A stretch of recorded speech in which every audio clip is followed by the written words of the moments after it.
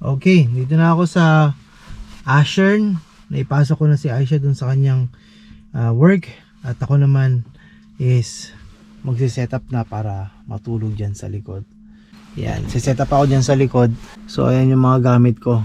Ako naman ay matutulog. We'll see you later.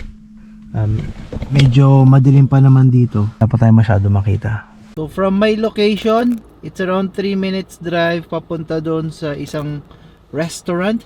O restaurant na yan, doon tayo pupunta ngayon. So right now, nandito kami sa Ashern, Manitoba.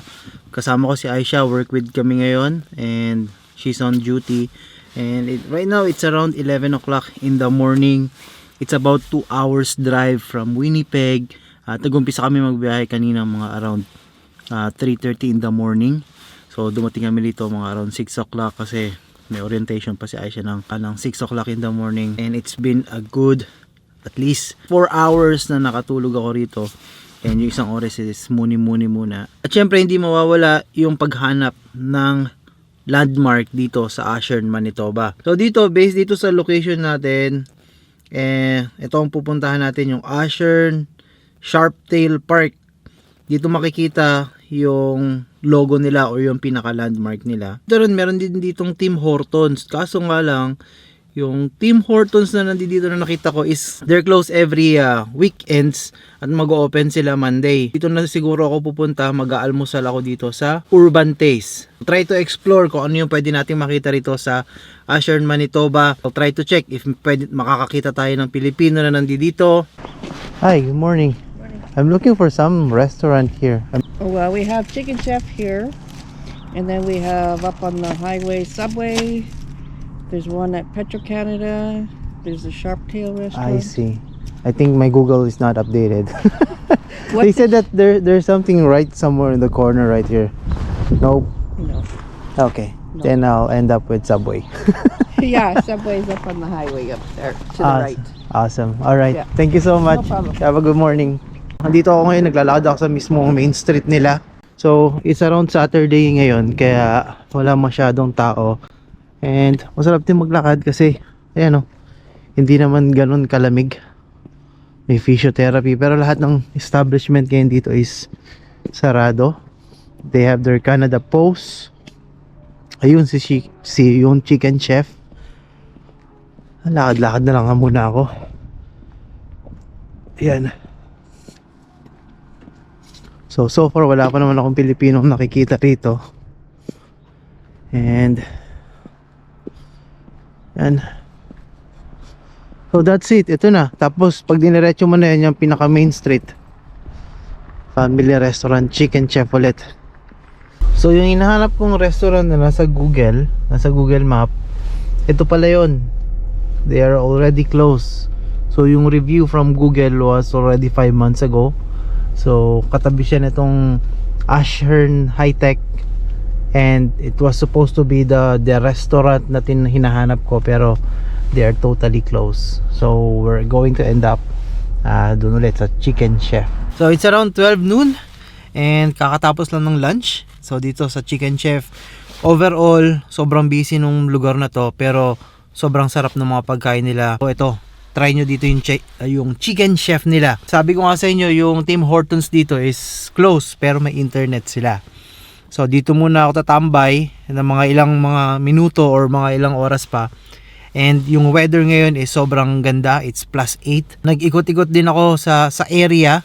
Naglakad na rin ako. Sobrang liit lang naman ng area na to. Sobrang walking distance lahat ng mga establishment na nandito. And so sinusubukan ko rin makahanap ng mga Pilipino na nasa area na to. And unfortunately wala akong nakita.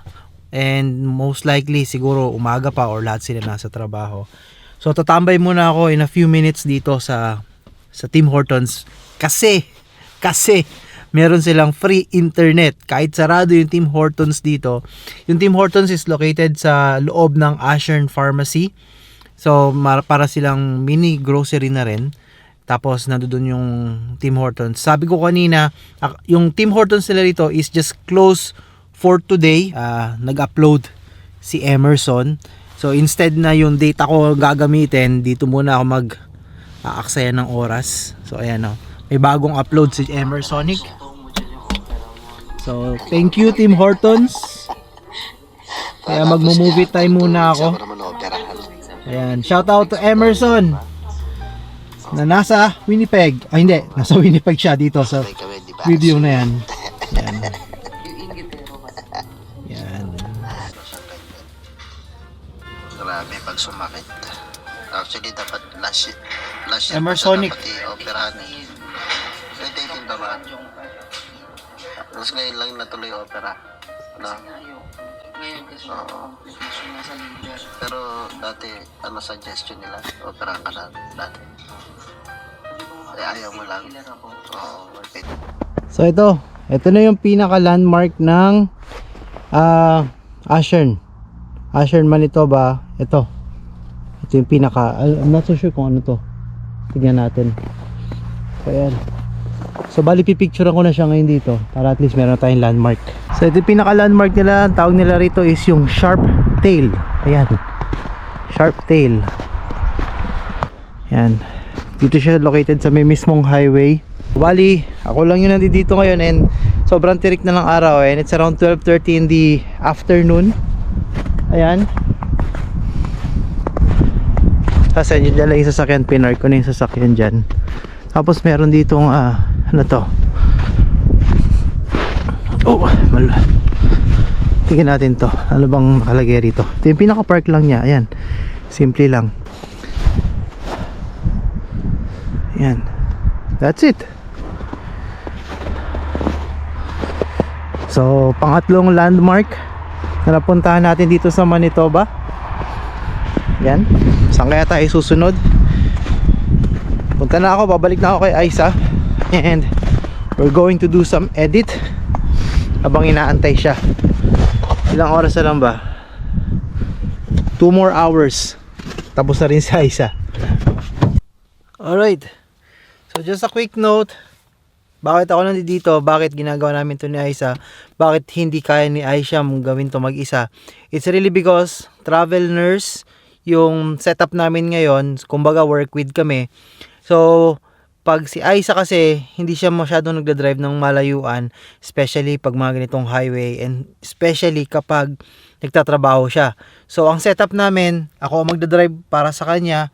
Usually itong mga malalayong area na to is around 1 to 2 hours ang drive kasi sa totoo lang napakahirap ng mag-drive tapos ikaw pa yung pabalik. Totally with the work as a travel nurse, stress ka na sa trabaho mo, stress ka na dun sa mga facility na pupuntahan mo, tapos magda-drive ka pa pabalik, yung fatigue, yung oras is sobrang critical or sobrang crucial. Kaya nagagawa lang namin to kapag parehas kami ng off.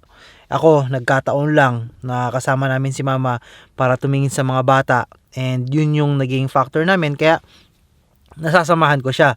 Pero kung hindi naman at walang mag-aalaga sa mga kids, then definitely hindi namin to magagawa.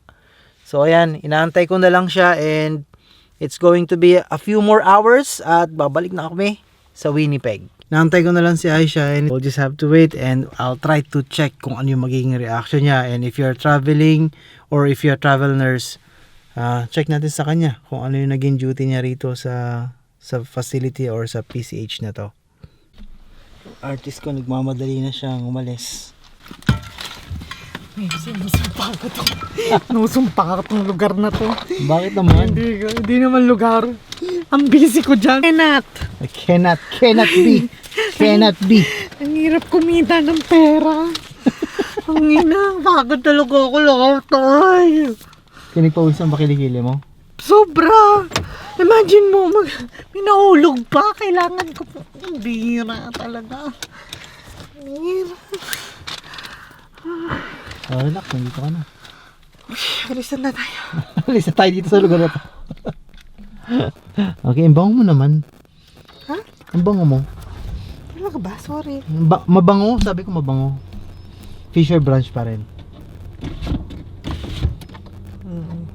Let's go. Let's go home.